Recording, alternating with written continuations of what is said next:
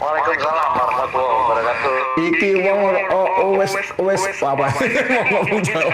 Wes orang muni nambal ya. Ini orang udah lama nggak bunyi, tapi begitu bunyi nambal. Karena orang bicara ijazahnya asli nggak, skripnya asli nggak. Ini tiba-tiba Joko Widodonya asli apa enggak? Tolong dok, ini nggak boleh main-main dok, nggak boleh bercanda nih dok. Gimana dok ceritanya dok? Ya, ketika saya baca artikel itu karena disebut salah satunya saya kenal baik gitu loh. Yang mana nih? Dulu yang ngurus Denis kan enggak? Oh Denny, oke. Itu politisi PDIP, ya. Itu sama-sama adik kelas saya di Universitas Airlangga, dia di Fakultas Ekonomi, saya di Fakultas Kedokteran. Oh gitu. MI waktu itu. Oke. Jadi saya kenal baik ketika kita suka ngumpul saat itu, dia tiba-tiba jadi tim sukses dari Pilgub gitu loh. Oh waktu itu ngomong DKI berarti ya? 2000 berapa? Ya. 2009 ya? 2000 berapa itu? 9. Oke. Ya. Pokoknya Pilgub DKI itu ya. Oke. Terus karena hampir tiap hari lah saya kumpul di situ, terus dia cerita ada yang ngurus ini. Ada yang mengherankan mas katanya. Dia bilang, kok orang yang kenalkan saya sebagai Joko Widodo calon gubernur itu kok fotonya beda dengan berkas yang saya urus gitu. Oke. Nah, saat itu saya nggak terlalu tanggapi lah urusan ngapain saya ngurusin Pilgub gitu kan. Nah ketika tulisannya Bidor itu muncul, saya jadi ingat peristiwa itu. Saya kejar sampai di Surabaya, saya temui di Surabaya karena tinggal di Surabaya. Kemarin saya berangkat ke Surabaya hanya untuk mengkonfirmasi. Ini menarik ini kan. Ini Surabaya Jawa Timur ya, bukan Jalan Surabaya Menteng ya? Nah, Surabaya Jawa Timur, Surabaya Jawa Timur, hanya untuk urusan ini, gitu loh. Karena ini menyangkut masalah besar, masalah bangsa gitu loh. Saya berangkat sana, saya ingat, kamu waktu itu ngomong ini, gimana sih? Coba kamu ulang ceritanya. Nyesel dia. Kan saya sudah ngomong sama sampean, tapi sampean nggak ngereken katanya. Bahwa ini kok lain foto yang di berkas yang saya urus dengan orangnya. Wah ini. Waduh, harus saya telusuri nih, saya bilang begitu. Terus saya konfirmasi dengan beberapa teman akrab lah, tokoh-tokoh intelijen yang duduk di posisi penting. Mereka cerita, oh itu biasa itu penyamaran. Jangan masuk dulu, itu nanti babak berikutnya. Saya kira akan kok sih. Itu kalau si Denny bilang ini orangnya kok beda dengan berkas yang saya urus, berarti Denny sebelumnya kenal dong dengan Joko Widodonya dong, sehingga dia bisa membandingkan berkasnya dengan orangnya beda. Pripun? Ketika Sa'ad bin Ubadah bertanya kepada Rasulullah, apa sedekah terbaik? Beliau mengatakan, iskilma, berikanlah air, jadilah fasilitas bagi air mengalir kepada mereka yang membutuhkan. Beramalbersama.com bisa memfasilitasi agar amal kita sampai kepada yang berhak menjadi amal terbaik, termasuk bagaimana kita mungkin mau mengatasnamakannya untuk orang tua kita, hadiah untuk ayah ibu kita, bersedekah air untuk saudara-saudara kita di berbagai pelosok, di berbagai tempat yang kekurangan, dan bahkan juga untuk dipakai berwudu, dipakai untuk berbagai keperluan minum dan lain sebagainya bagi para penghafal Al-Quran, bagi para santri, juga bagi seluruh warga yang insya Allah mereka menjadi hamba-hamba Allah yang taat beribadah. Insya Allah dengan begitu seluruh kegiatan mereka pahalanya mengalir kepada kita yang bersedekah air bersama beramalbersama.com.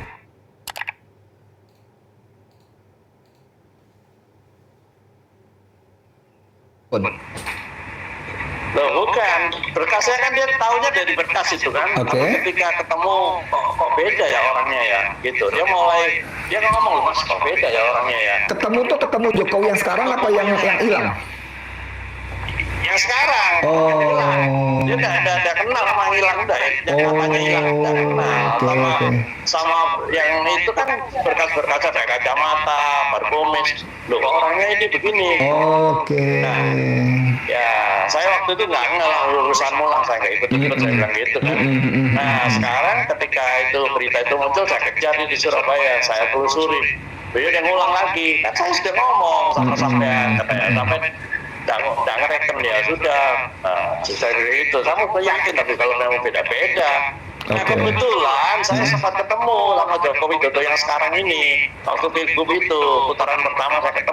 Oke. Gitu loh. Oke. Tapi saya kan nggak lihat berkasnya. Nggak ngeh ya, Saya oke. cuma nggak lihat berkasnya. Mas, Itu berkas saya. waktu dokter ngobrol sama si Denny itu di Surabaya itu, setelah dia mau cerita lagi, analisis dia piye itu?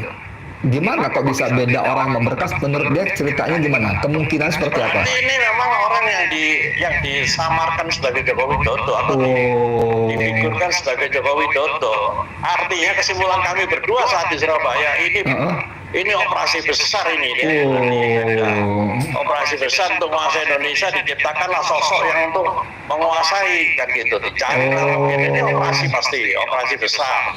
Oke, Gitu. oke. Satu lagi.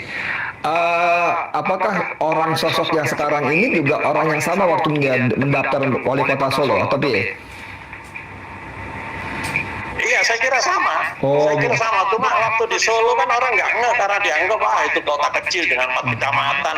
Oh. Orang nggak ngeh, dianggapnya ini dengan itu kan orang yang ditugaskan sebagai Joko Widodo saat itu sudah mulai membuat skenario Oke. Jadi ini makhluk antah barantah ditampilkan menjadi wali kota Solo, diberi status identitas Joko Widodo, gitu ya? Iya. Waktu itu kan Fernandes, bukan insinyur. Oke. Kan? Makanya sampai nanya Joko Widodo asli di mana gitu ya? Karena ini makhluk antah barantah ya. Oke. Sekarang kita masuk yang tadi Santen ngobrol sama sejumlah tokoh intelijen yang menjabat yang berpengaruh. Apa kata mereka? Nah, setelah saya punya kesimpulan nama Denny, indikasi sementara ini ya, bahwa ini operasi besar berarti menampilkan sosok untuk menguasai Indonesia dengan atribut sebagai Joko Widodo, gitu kan? Karena mungkin berkasnya sudah diketahui dulu kan, ya, namanya juga operasi, informasi dengan beberapa tokoh intelijen. Dia bilang, itu biasa penyamaran di dunia intelijen itu biasa, katanya. Kalau dulu pakai operasi plastik, katanya gitu, ya kan, disamakan. Kalau sekarang malah di-cloning, katanya di-cloning. Wah, saya makin ngeri nih kalau lihat begitu di-cloning. Contohnya siapa? Nah, banyak itu kejadian orang yang sama ada di tempat yang berbeda, katanya gitu. Nah, terus saya tanya sama tokoh intelijen kita di mana? Saya bilang begitu. Wah, saya mungkin bisa tidur. Katanya tidur tanda petik, bisa juga mereka bagian dari operasi itu kan kita tahu. Opsinya ada di Indonesia gitu. Dok, kalau sampean sebut-sebut kemungkinan cloning, itu kan berarti sosoknya ada dan mirip dengan yang sekarang dong. Fisiknya apa yang kalau cloning kan persis sama, duplikat. Iya. Iya. Ini kan makanya kecanggihan teknologi ini kan ya kita sudah tahu lah banyak lah. Saya mau balik ke kesaksian Denny tadi. Panjenengan kan Denny bilang ini beda berkasnya sama orangnya gitu kan. Nah berarti saya masih berpikir ini orang yang sama sekali berbeda, Dok, yang memang disiapkan menjadi Jokowi dengan identitas seperti itu. Nah maka dalam konteks ini pertanyaan sampai dalam artikel itu di mana Jokowi yang asli menjadi relevan kan begitu. Gini Mas, kenapa saya selalu menyebut nama Joko Widodo? Saya menyebut Jokowi. Ya. Karena yang dihilangkan atau hilang itu kan Joko Widodonya. Gitu loh.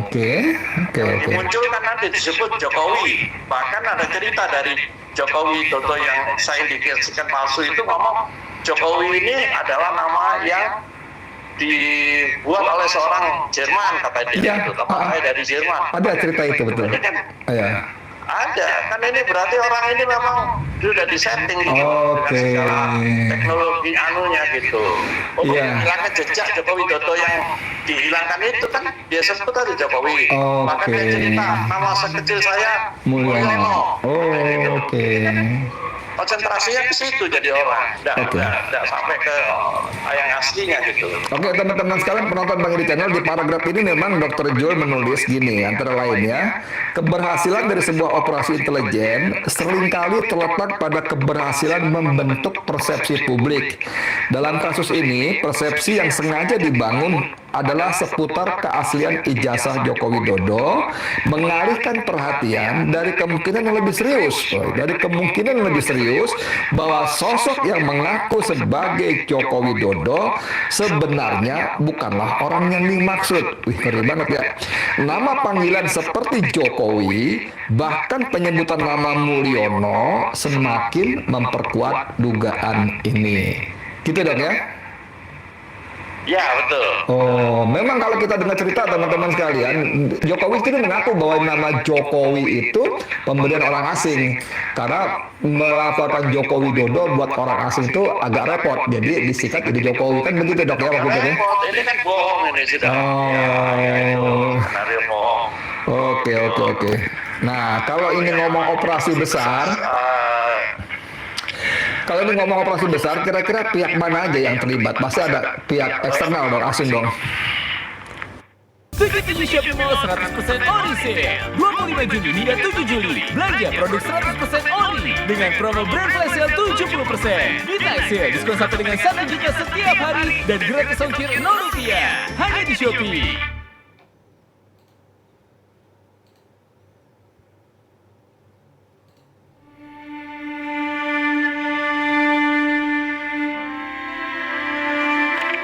Gara-gara penjajahan mereka jadi kehilangan tempat tinggal, tempat belajar, nggak bisa makan, kekurangan makanan, air bersih, obat-obatan. Naudzubillah teman-teman, gara-gara penjajahan. Untuk itu kau mengajak melalui amal abadi Harapan Palestina yang sejauh ini konsisten mengirimkan bantuan ke sana. Qadarullah, kemarin kau kajian di Lombok juga kerjasama dengan mereka, Masya Allah.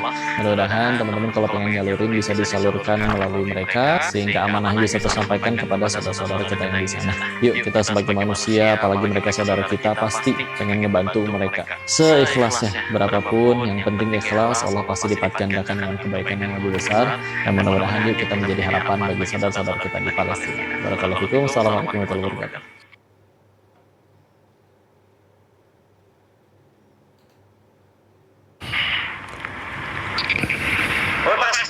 Pasti. Kan persepsi. Sekarang kita dibangunkan oleh persepsi, bukan data dan fakta. Tapi persepsi yang dibangun. Kalau persepsi sudah terbangun, sudahlah antara data dan fakta itu jadi hilang, gitu kan? Persepsinya yang berhasil mempengaruhi opini publik kan gitu. Iya. Ya. Jadi memang kalau dokter Jul bilang teman-teman yang di paragraf berikutnya, ketika dokter Jul nyinggung soal penjatuhan Presiden Soeharto, itu adalah hasil kerja sukses persepsi yang menurut dokter Jul skema global dengan keterlibatan National Democratic Institute atau NDI yang dipimpin oleh Madeleine Albright. Ini Menteri Luar Negeri zaman Clinton ya dok ya? Ya betul, zaman Clinton. Jadi tidak mustahil menurut dugaan dokter Jul ini kisah serupa terjadi pada saat-saat ini ya, gitu. Gimana dok? Iya memang begitu. Kan kita dipersepsikan bahwa Pak Presiden Soeharto terlalu lama berkuasa, maka perlu dibatasi masa jabatannya, maka perlu di demo dan lain-lain. Padahal MPR sendiri yang tahun 98 sudah buat TAP tentang masa jabatan presiden, satu pembatasan masa jabatan. Sebelumnya di penjelasan juga ada masa jabatan itu, gitu loh. Jadi itu penyimpangan terhadap undang-undang dasar yang asli sebetulnya. Jadi ngomong-ngomong persepsi itu penting. Bahkan dibangun lah masalah undang-undang dasar ya. Maaf ya, masalah undang-undang dasar. Kan persepsinya undang-undang dasar yang sekarang itu sama dengan yang dulu, cuma ada penyesuaian, penyempurnaan. Padahal beda gitu. Oke, balik. Beda, ini undang-undang dasar baru. Balik ke persepsi teman-teman. Ini dokter Jul nulis bagus banget ya. Jadi bagaimana kekuatan asing global dengan membangun persepsi bahwa Soeharto otoriter, KKN, bla bla bla bla, sehingga perlu diselesaikan, ditimbangkan. Padahal kata dokter Jul, orang ini Pak Harto ini suka nggak suka terbukti berhasil membawa Indonesia jadi macan Asia sesungguhnya ya. Di ASEAN kan sangat dihormati dia kan ya. Kan hilang, itu hilang. Karena persepsi tadi ya. Itu hilang karena persepsi kan. Ngeri.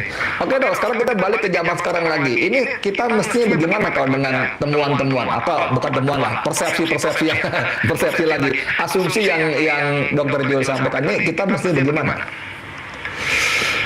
gini, kalau kita kan pasti ada pro kontra dengan tulisan saya Bagus. juga siap itu. Ya. Nah, ya kita duduk bareng lah. Kita jangan sampai itu. Itu target saya. Jadi objek mana-mana disibukkan dengan hal-hal yang sepele, sementara bangsa lain sudah maju ke depan. Itu yang saya nggak mau gitu. Kita jangan jadi objek, kita harus jadi subjek. Ya, tapi Sudahlah, kita hilangkan perbedaan kita. Makanya saya juga nggak menyerang tanda petik teman-teman yang sedang konsentrasi tentang ijazahnya. Nah, ini teman saya sebangsa semua, ya kan? Apalagi sama dokter Viva misalnya. Itu kan kalau sumpah kita sebagai dokter itu saudara sekandung gitu loh. Kalau saya menganggap ini keliru, tidak bisa. Ayo kita duduk bareng-bareng. Ini kesalahan bangsa ini. Oke. Ayo duduk bareng gitu. Pertanyaan terakhir, Dok. Pertanyaan terakhir. Ini kalau teorinya Dr. Jul benar, ngeri betul selama 10 tahun, mundur lagi ke 5 tahun atau 2-3 tahun di DKI, mundur lagi 2 periode di Solo walaupun nggak tuntas, kita dipimpin oleh orang yang nggak jelas siapa, yang tentu bawa misi. Dan ketika 10 tahun dia berkuasa, misinya tampaknya lebih jelas ya, yaitu menyerahkan kedaulatan dan sumber daya alam kita kepada asing, terutama RRC, kan begitu? Itu kan yang terjadi. Itu yang terjadi. Oke. Kasus Pulau di Aceh, kasus Raja Ampat. Ini kan ujung ke ujung, ini kan bahaya ini. Kalau kita nggak segera duduk, ayo duduk. Saya minta teman-teman yang persepsi beda, ayo duduk. Ini emergensi nih, kalau di dunia kedokteran ini emergensi, bukan urgent lagi gitu. Oke. Sip kalau gitu. Ngeri. Ada yang mau disampaikan sebelum kita tutup obrolan kita? Ya, saya cuma pesan sama saudara-saudara saya sebangsa, ayo kita segera bersatu, ya. Kita bersatu, terus kemudian bergerak, atau kita punah sebagai bangsa. Itu saja. Oke, makasih banyak, Dok ya. Selamat beristirahat, salam buat keluarga, sehat-sehat terus. Oke, teman-teman sekalian, tadi dengan Dr. Zul yang menurut saya analisisnya, persepsinya, asumsinya membuat kita berpikir ulang. Kalau yang dia paparkan itu benar, seperti saya bilang tadi, kita minimal 10 tahun loh.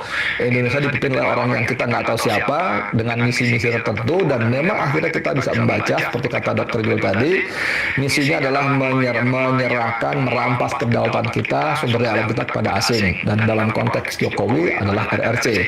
Apakah ini benar? Nanti kita uji lagi ke depan. Tapi apapun yang Dr. Jul sampaikan ini menjadi semacam perspektif baru dalam kegaduhannya. Saya nggak tahu apakah ini bisa menggelinding sekencang ijazah dan skripsi yang diduga palsu itu atau tidak. Tapi tetap menurut saya perlu mendapat perhatian. Teman-teman, begitu dari saya, Edi Mulyadi, mudah-mudahan bermanfaat. Assalamualaikum warahmatullahi wabarakatuh.